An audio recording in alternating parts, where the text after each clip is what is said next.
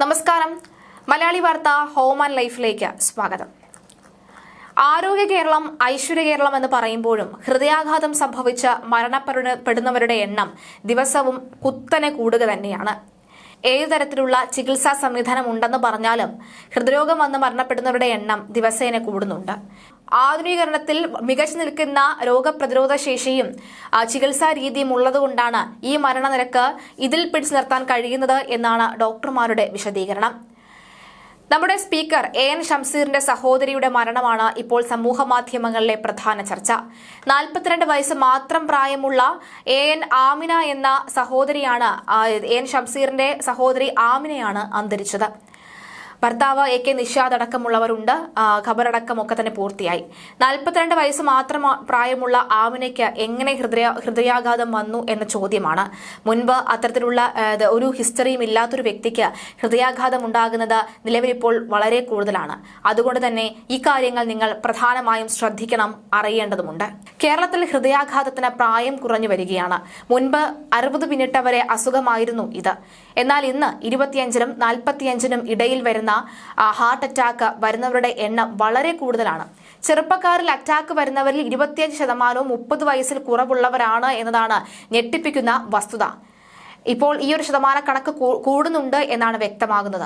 മറ്റ് സംസ്ഥാനങ്ങളെ അപേക്ഷിച്ച് ഹൃദ്രോഗ സാധ്യത കൂടുതലാണ് കേരളത്തിൽ. 20% ആളുകൾക്ക് ഏതെങ്കിലും വിധത്തിലുള്ള ഹൃദ്രോഗമുണ്ടെന്നാണ് പഠനങ്ങൾ പറയുന്നത്. 1993 ഇത് 1.4% മാത്രമായിരുന്നു. 30 വർഷം കൊണ്ട് ഹൃദ്രോഗ സാധ്യത കുതിച്ചുയർന്നു. 2000-ന് ശേഷം ഹൃദയാഘാത നിരക്ക് വർഷം 2% കൂടുകയാണ്. 63,000 തീവ്ര ഹൃദയാഘാതങ്ങൾ ഒരു വർഷം കേരളത്തിന് ഉണ്ടാവുകയാണ്. ഇതിൽ ചെറുപ്പക്കാരാണ് ധാരാളം. ഓരോ വർഷവും ചെയ്യുന്ന ആൻജിയോപ്ലാസ്റ്റികളുടെ എണ്ണവും വളരെ കൂടുതലാണ്.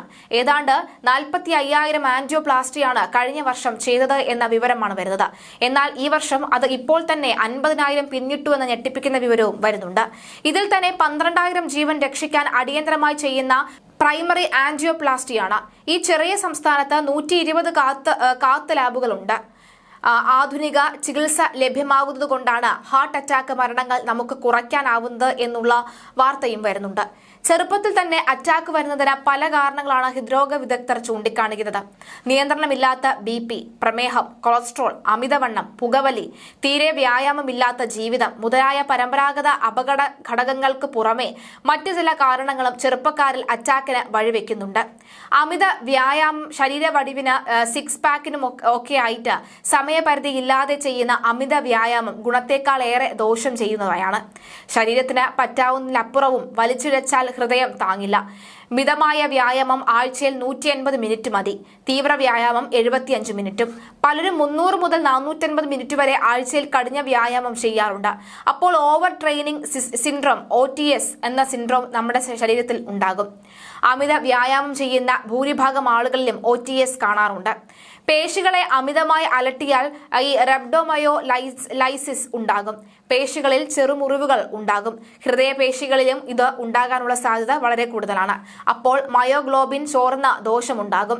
കഠിന വ്യായാമം അമിതമായാൽ ധമനികളിൽ കാൽസ്യം അടിഞ്ഞ് പാക്കുകൾ രൂപപ്പെട്ട് ബ്ലോക്കുകൾ ഉണ്ടാവുകയും ചെയ്യും. ചൂടായ ശരീരം തണുക്കുകയും വേണം. കഠിന വ്യായാമത്തിന് ശേഷം ശരീരത്തിന് കൃത്യമായ വിശ്രമവും വേണം. മിക്കവരും ഇതിൽ ശ്രദ്ധിക്കുന്നുമില്ല. അതിനാൽ സ്ട്രെസ് ഹോർമോൺ കൂടി നിൽക്കുകയും ചെയ്യും. ജീനുകൾ തോക്ക് നിറയ്ക്കുന്നത് പോലെ നിറയ്ക്കും. അപകടഘട്ടങ്ങൾ കാഞ്ചി വലിക്കുന്നു.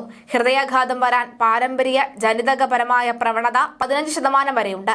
50 വയസ്സിന് ശേഷം അച്ഛനോ അമ്മയ്ക്കോ ഹൃദയാഘാതം വരുന്നവരിൽ അതുകൊണ്ട് തന്നെ സാധ്യത കൂടുതലാണ്.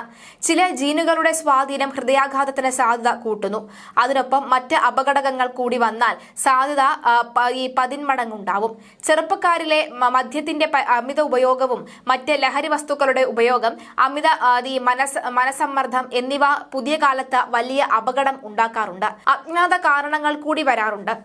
കൊറോണറി ആർട്ടറിയിൽ വലിയ ബ്ലോക്ക് ഇല്ലാതെ തന്നെ ഹൃദ്രോഗം വരുന്നതായി നിരീക്ഷിക്കുന്നുണ്ട്. സൂക്ഷ്മ ധമനികളിലും ലോമിക്കുകളിലും ഉണ്ടാകുന്ന താൽക്കാലിക തടസ്സങ്ങളാണ് ഇതിന് കാരണം. ആൻജിയോഗ്രാമിൽ ഇത് പരിശോധിക്കാറില്ല. ധമനികൾ ചുരുങ്ങി രക്തസഞ്ചാരം കുറയുന്നതും മറ്റൊരു കാരണമാണ്. കോവിഡ് എന്ത് ചെയ്തു എന്ന ചോദ്യവും ഉയരുന്നുണ്ട്. കോവിഡ് വരുന്നതിന് മുൻപ് തന്നെ കേരളത്തിൽ ഹൃദയാഘാത നിരക്ക് വളരെ ഉയർന്നു നിൽക്കുന്നുണ്ട്.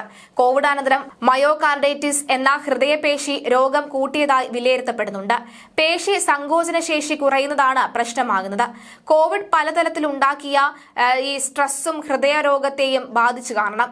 കോവിഡ് ഹൃദ്രോഗത്തെ എങ്ങനെ ബാധിക്കുന്നു എന്നതിനെക്കുറിച്ച് പഠനം നടത്താൻ ICMR തീരുമാനിച്ചിട്ടുണ്ട്. 25 കഴിഞ്ഞാൽ വേണം പരിശോധനകൾ. ഹാർട്ട് അറ്റാക്ക് ഉണ്ടാകുന്ന 50% ആളുകളിലും ലക്ഷണങ്ങൾ ഒന്നും തന്നെ ഉണ്ടാകാറില്ല. അതിനാൽ 30 വയസ്സാകും മുൻപ് തന്നെ നിർബന്ധമായും ആരോഗ്യ പരിശോധനകൾ നടത്തി ആരോഗ്യം ഉറപ്പാക്കണം, പ്രത്യേകിച്ചും പുരുഷന്മാർ. ധമനികളുടെ ജരിതാവസ്ഥ ചെറുപ്രായത്തിൽ തന്നെ ആരംഭിക്കുന്നുണ്ട്. കഠിന വ്യായാമ പദ്ധതി തുടങ്ങും മുൻപേ ഡോക്ടറുടെ ഉപദേശം തേടുകയും വേണം. എന്നാൽ മാത്രമേ ഒരു പരിധിവരെയൊക്കെ ഇതിൽ നിന്നും രക്ഷ നേടാനും സാധിക്കുകയുള്ളൂ.